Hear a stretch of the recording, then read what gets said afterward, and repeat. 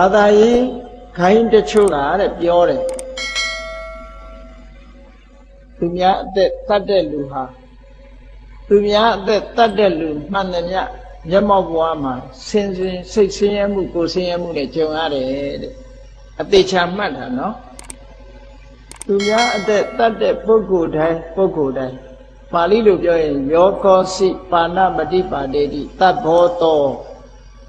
ဒုက္ခံဒေါမနတံပဋိတံဝေဒုတိ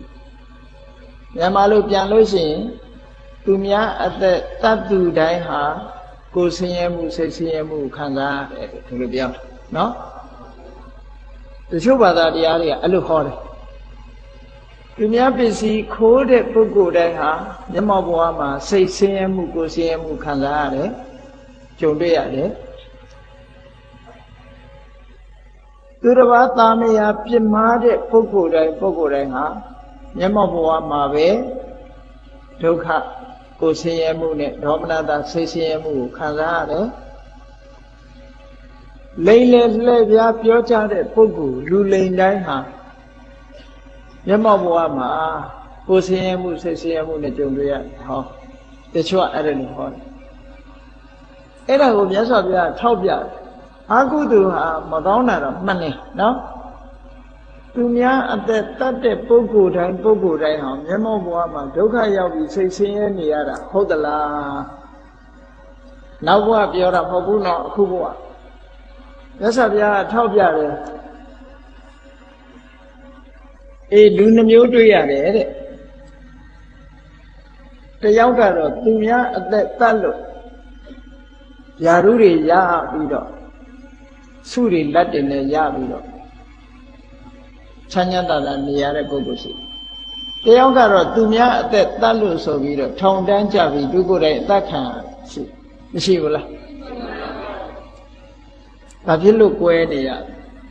ပါဏာတိပါဒလောက်ပြီးတော့ကောင်းကျိုးချမ်းသာခံစားနေရတဲ့ပုဂ္ဂိုလ်တွေမရှိဘူးလားမျက်မှောက်ဘဝမှာမတူဘူးတော့အဲ့ဒီလိုနှစ်မျိုးဖြစ်နေတာဘာကြောင့်လဲဆိုတာမြတ်စွာဘုရားရှင်းပြဒီတော့တာအဲ့ဒါကြောင့်မလို့သူတို့ပြောတဲ့စကားကိုဘုရားလက်မခံဘူးမျက်မှောက်ဘဝမှာပါဏာတိပါဒလောက်တဲ့ပုဂ္ဂိုလ်တိုင်းဟာကိုယ်ဆင်းရဲမှုစိတ်ဆင်းရဲမှုခံရတယ်ဆိုတာမဟုတ်ဘူးကြည့်လေတိုင်းပြည်အုပ်ချုပ်တဲ့မင်းရဲ့ရန်သူကိုတတ်ဖြတ်လိုက်တဲ့ပုဂ္ဂိုလ်ဟာဘယင်ကသဘောကျပြီးတော့ဆုတွေလက်တွေချမချဘူးလားယာရုတွေဘာတွေတိုးမပေးဘူးလားဒါဖြင့်သူများတဲ့တတ်လို့သူယာရုရတာဘောအဲ့ဒါမဟုတ်ဘူးလားမျက်မှောက်ဘဝမှာသူချမ်းသာဒါအတိတ်နဲ့သွားမပြောနဲ့အနာဂတ်နဲ့သွားမပြောနဲ့နော်ကောင်းတယ်လို့ပြောတာမဟုတ်ဘူးကောင်းတယ်လို့ပြောတာမဟုတ်ဘူးနော်အချင်းနေချင်းမတူဘူးဟောတယောက်ကတော့သူကတိုင်းပြည်ကမင်းရဲ့ဆန့်ကျင်ဘက်ဖြစ်ပြီးတော့တာမန်လူကောင်းသူကောင်းတွေကိုတယောက်ကိုတတ်လို့သူဟာသေစားဆိုပြီးတော့ပြစ်ဒဏ်ချခံတယ်ဟိုလူတယောက်ကြတော့ဆူရတယ်ဒီလူတယောက်ကြတော့ထောင်ကျပြီးအသက်သိခံမရှိဘူးလားအဲ့ဒါဆိုလို့ရှိရင်ခုနပြောတဲ့စကားမှန်ရဲ့လား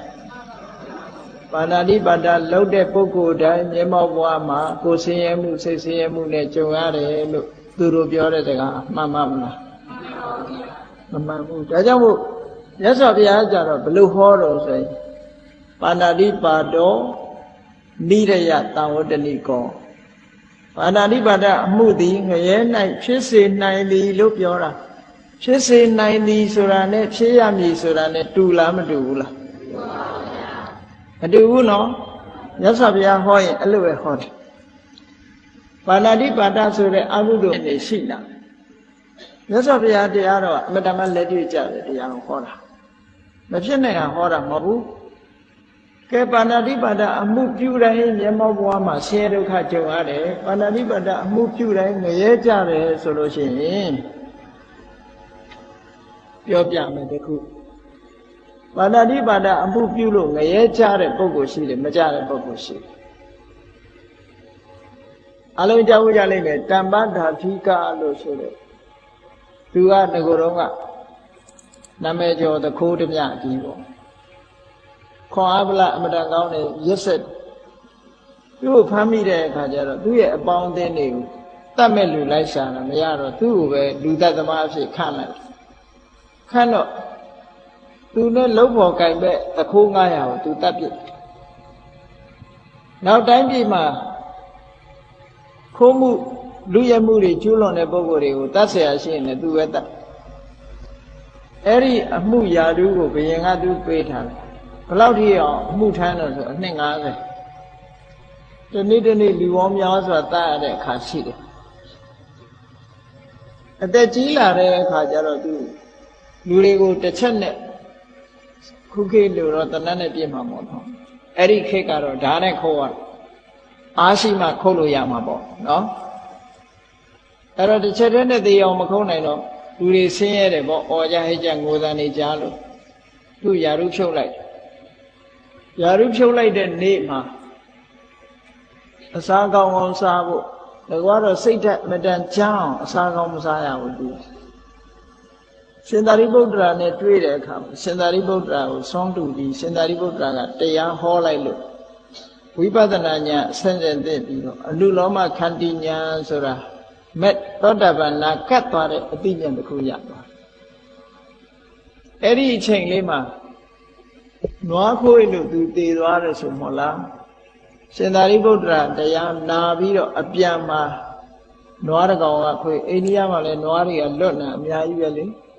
စားရဲကတော့ဒါဘလူးမကနွားရောင်ဆောင်ပြီးတော့ခွေတယ်လို့ပြောတာပေါ့အဲ့ဒီနွားခွေလို့တည်သွားတဲ့အခါသူတည်တော့ဘယ်ရောက်တော့ဆိုတုတ်တိဒနာပြေရောက်သွားတာ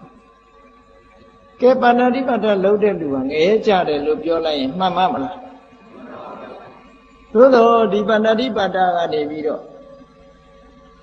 သဘာဝကိုပြောမယ်ဆိုရင်ပါဏာတိပါဒအမှုကြောင့်နတ်ပြည်ရောက်တာမဟုတ်ဘူးနော်ပါဏာတိပါဒအမှုသည်ငရဲ၌ကြစေတယ်ဓမ္မနဲ့လုံးဝမှန်သို့တော့ငရဲရောက်ရမယ်လို့ပြောလို့မရဘူးလို့ဆိုဒီကြားထဲမှာကုသိုလ်ကောင်းမှုကနေပြီးကဲတင်သွားလို့ရှိရင်ဒီအမှုကအကျိုးပေးခြင်းမှပေးလို့ပေါ့အကျိုးပေးနေမယ်ဆိုတန်မြာဝကဘယ်လိုလွတ်တော့မလို့ကံဆိုတာကုသိုလ်နဲ့အကုသိုလ်ဟာအလှည့်ကျခွင့်တာတဲ့စီကအကျိုးပေးတော့တာအခွင့်မတာရင်အကျိုးမပေးဘူးအဲ့ဒီသဘောကိုနားလည်လို့ရှိကိုယ်တဏ္ဍမှာမကောင်းတဲ့ကံတွေလုံးမိပေမဲ့စိတ်ညစ်နေစရာမလိုဘူးမကောင်းတာကိုမကောင်းမှန်းသိရမယ်သိပြီးရင်ရှောင်ရမယ်ကောင်းတာတွေလုပ်အောင်ဒီနည်းနဲ့လွတ်မြောက်နိုင်တယ်ဘုန်းကြီးတို့မုံရွာမှာတကားတယောက်တွေ့ဘူးတဲ့သူကမျိုးရိုးရဝတ်တွေမွေးပြီးတော့ဝတ်သားပေါ်ပြီးရောင်းတဲ့လူဆိုပါစို့နော်တန်ဝေကရတဲ့အခါဒီအလုပ်ကိုအကုန်လုံးဖြတ်လိုက်ဖြုတ်ပြီးတော့ဖြတ်ပြီးတော့ဒီအလုပ်အကုသိုလ်ကျွေးတွေလွတ်မြောက်အောင်ဆိုပြီးတော့ဒါမကောင်းတဲ့အလုပ်ဆိုပြီးတော့သိပြီအခုကြတော့ဘုရားတဲ့တဲ့အကြောင်းဆောက်တဲ့တရားပွဲတွေမှာကမကထလုပ်တယ်ကောင်းတာတွေကြီးပဲလုပ်ဒါသူလုပ်တာမှန်တယ်လို့ပြောမကောင်းတာတွေတစ်ချိန်တစ်ခါတော့လုပ်ခဲ့လို့ငါဒီဘဝငါတော့တလန်းသွားလို့ဒီလိုတွက်လို့မရဘူးလေကောင်းတာတွေကိုလုပ်ဖို့လိုအပ်တယ်သို့တော့ပါဏာတိပါဒအမှုသည်အကျိုးပေးမယ်ဆိုရင်ပါဏာတိပါဒကံကနတ်ပြည်ဘယ်တော့မှအကျိုးမပေးဘူးအပေပုံမှာပဲအကျိုးပေးမယ်အသက်ဘယ်တော့မှရှည်အောင်မလုပ်ဘူးအသက်တိုးစေမယ်ဒါသူ့ရဲ့အကျိုးကြောင်းလို့မရဘူးသဘာဝအကျိုးအဲ့တော့နတ်ပြည်ရောက်တော့တာသူ့ကြောင့်ရောက်တာတော့မဟုတ်ဘူးတခြားကုသိုလ်ကြောင့်ရောက်တာအဲ့တော့သူကနေငရဲကိုဆွဲချနိုင်ရင်မှချမယ်လို့ဒီလိုပြောတာနော်အဲ့တော့မြတ်စွာဘုရားဟောတာနဲ့တခြားပုဂ္ဂိုလ်တွေဟောတာနဲ့မတူဘူးဆိုတဲ့အကြောင်းကိုပြောပြအာရိဏဒါနလည်းထို့တူပဲကာမိတုမိစ္ဆာစာရလည်းထို့တူပဲမုဒဝါဒလည်းထို့တူပဲအာရိဏဒါနတဲ့ဘယင်ရဲ့ရန်သူတိုင်းတစ်ပါးဘယင်ရဲ့ပစ္စည်းဥစ္စာတွေကိုလူရက်ပြီးတော့ဘယင်ကြီးကိုပေးသည့်အတွက်ကြောင့်ဘယင်ကြီးကသူ့ကိုဆုချတယ်အာရိဏဒါနပဲအဲ့ဒါဟုတ်ကဲ့လားရန်သူတိုင်းပြည်ကပစ္စည်းဥစ္စာတွေကိုခိုးယူလူရက်ပြီးတော့ကိုယ်တိုင်းပြည်ကိုယူလာလို့ရှိရင်ဒီဘယင်ကဘာလုပ်လဲ စုချမှာပဲဟုတ်ကလားအဲ့ဒါလို့မဟုတ်ဘဲနဲ့ဘယင်းပစ္စည်းကိုခိုးမယ်ဆိုရင်ဘာဖြစ်မလို့အပြစ်ဒဏ်ခတ်မှာပေါ့ဘယင်းရဲ့ရန်သူဖြစ်တဲ့ပုဂ္ဂိုလ်မှာကာမိတုမိစ္ဆာစာရာကျူးလွန်မယ်ဆိုရင်ဘယင်းကစုချမှာပဲအေးလူတော်လူကောင်းအမျိုးကောင်းသားသမီးတွေပေါ့သွားပြီးတော့ပြစ်မှားမယ်ဆိုလို့ရှိရင်တော့ဘယင်ကဒဏ်ခတ်မှာပဲနောက်ဘယင်ကြီးကိုလိမ့်လေလှည့်ပြားပြီးတော့ရှင်မင်းဆိုတာသူသားလေးမှသူကတခါတရံဘယင်ဆိုတာလည်းပဲအုံနောက်ရွှင်အောင်လို့လိမ့်တညာတတ်တဲ့ပုဂ္ဂိုလ်သူနာခန့်ထားတာရှိတယ်မုတ္တဝါဒေနဟာတေတိလိမ့်လေပြီးတော့ပြောတဲ့ပုဂ္ဂိုလ်ကသူ့အတွက်မှာဟရယရှင်စေးပေါ့ဟုတ်ကလားဟရယရှင်စေးအနေနဲ့ထားတာသူကဘယင်ကြီးကိုလိမ့်ရင်အလိန်ကောင်းတဲ့အခါကျတော့ဘယင်ကသူ့ကိုဆုချ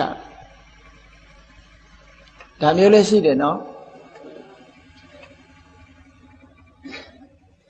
ဘယင်ကိုတခါတော့ကလောကမှာတဲ့အကြီးဆုံးလူလိမ်တယောက်ဖြစ်အောင်ဘယင်ကိုဆိုတော့မမှန်တဲ့စကားကိုပြောခိုင်းတယ်ဘယင်ကမင်းမဟုတ်တာတွေပြောစမ်းกว่าဆိုအဲ့ဒီလူကဘာပြောတော့ဆိုမဟုတ်တာပြောစမ်းဆိုတော့သူပြောတယ်ကျွန်ုပ်တို့ဘယင်ကြီးသည်လူလိမ်ကြီးဖြစ်ပါသည်လောကမှာအဆိုးဆုံးဖြစ်ပါသည်ဆိုတော့သူကလိမ်တာလေတာအမှန်ပြောတာမဟုတ်တော့ဘယင်ကတော်တော့မင်းမလိမ်နဲ့တော့ဆိုသူပြောတဲ့စကားကအဲ့ဒါဘယင်ကပြောခိုင်းတာဘယင်ကပြောခိုင်းတော့သူပြောတဲ့စကားကမူသားလေဘယင်ကြီးကိုလူလိမ်ကြီးလို့ပြောတာလူမူသားစကားပဲသူကမူသားစကားပြောပါဆိုတော့ဘယင်နဲ့ပတ်သက်ပြီးတော့ပြောတယ်ဆိုတာပုံမြင်ထဲမှာပါတယ်အေးအဲ့ဒါလိုပဲ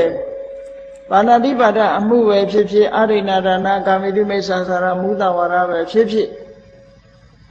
တချို့ကိစ္စမှာဆုရပြီးတော့တချို့ကိစ္စမှာအပြစ်ဒဏ်ခံနေရတာတွေလောကမှာမရှိဘူးလားမှန်ပါဗျာအဲ့တော့ရှိသည့်အတွက်ကြောင့်ဒီပြစ်မှုတွေကိုကျူးလွန်တဲ့ပုဂ္ဂိုလ်တိုင်းစိတ်ဆင်းရဲမှုခံရတယ်ကိုယ်ဆင်းရဲမှုခံရတယ်ဆိုတဲ့တရားမှန်မလားတဲ့ဒါမြတ်စွာဘုရားသူ့ကိုရှင်းပြဆိုလိုတာကခွဲခွဲပြပြဘေးရာပဲဖြစ်ဖြစ်ခွဲခွဲခြားခြားနားလည်ထားရမယ်မှန်ကန်ရမယ်နော်တတိချပြောလို့မရတာကိုပြောလို့မရဘူးဧကနိဋ္ဌပြောလို့ရတဲ့စကားရှိတယ်ဧကနိဋ္ဌပြောလို့မရတဲ့စကားတွေရှိအဲ့ဒါလို့မြတ်စွာဘုရားကရှင်းပြီးတော့ပြောလိုက်တဲ့အခါကျတော့ပါတလိယတကြီးကမလျှောက်တော့ရှင်ဘုရားရှင်းပြတာသဘောကျတယ်ဗျာတဲ့